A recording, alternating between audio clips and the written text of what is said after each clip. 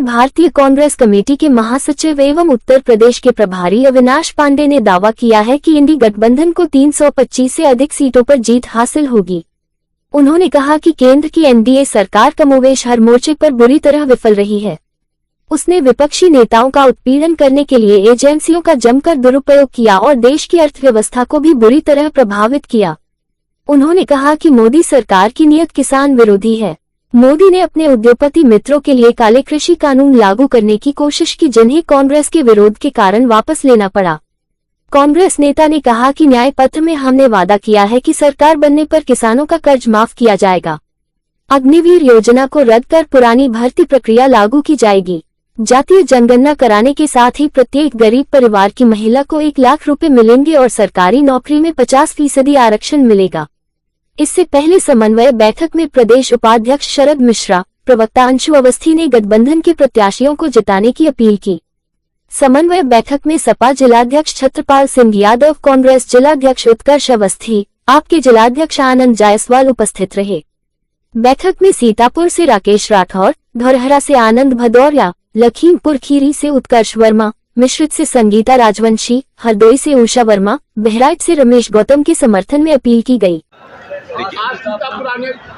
ये सीतापुर में आज विशेष रूप से हमारे सीतापुर लोकसभा और साथ ही साथ अन्य हमारी 4 खीरी, दोहरारा, बहराइच, इन सभी लोकसभा क्षेत्रों के प्रमुख नेताओं को, यहाँ के हमारे कार्यकारिणी के सदस्यों को, हमारे प्रभारियों की यहाँ पर ये गठबंधन के समन्वय की बैठक है, जहाँ पर समाजवादी पार्टी, आम आदमी पार्टी और हमारे अन्य घटक दल के भी प्रमुख नेता और जिलाध्यक्ष यहाँ मौजूद रहे।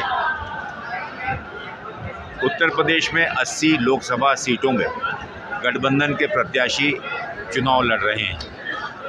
2024 के चुनाव में, जो कि 13 तारीख को इन लोकसभाओं में मतदान होने जा रहा है, हम एक संकल्प लेकर निकले हुए कि उत्तर प्रदेश की सभी 80 लोकसभाओं में गठबंधन के जितने भी घटक दल हैं, उनके बेहतर समन्वय से, बेहतर सहयोग से, जो भी उनकी पार्टियों की अलग अलग संगठन की ताकत है, एकजुट कर और एक आवाज़ में मजबूती के साथ भारतीय जनता पार्टी को मुकाबला करें और उनके उम्मीदवारों की शिकस्त दें। मुझे खुशी है कि उत्तर प्रदेश के सभी 80 सीटों पर बेहतर समन्वय स्थापित कर गठबंधन के सभी प्रत्याशी बहुत अच्छा चुनाव लड़ रहे हैं और इस चौथे चरण में, जिस प्रकार से पिछले 3 चरणों में आपको रुझान दिखा, हमें विश्वास है कि परसों होने वाले चुनाव में भी सभी सीटों पर गठबंधन के उम्मीदवार भारी बहुमत से विजयी होंगे।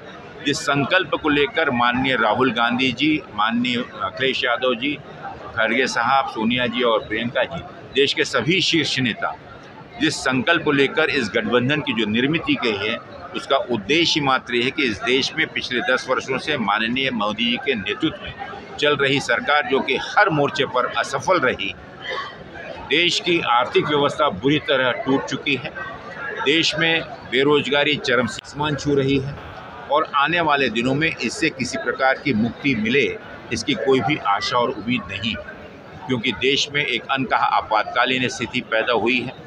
इस देश की अर्थव्यवस्था जहां एक ओर टूटी है, वहां सिर्फ चंद चुने हुए नज़दीकी मित्रों और उद्योगपतियों के लिए इस देश की संपदा, इस देश के सरकारी संपदा, इस देश की हमारे जितने भी खनिज और अन्य संपदाएं हैं, वो एक तरफा बेची जा रही हैं। उसका नतीजा मात्र ये है कि सभी उद्योग निजी हाथों में जाते जा रहे हैं और सबसे बड़ी बात है कि विपक्षी दलों में जिस प्रकार को दबाने के लिए संवैधानिक संस्थाओं का खुलकर दुरुपयोग किया जा रहा है, उसके चलते हुए इस देश का लोकतंत्र बुरी तरह से कमज़ोर हुआ है।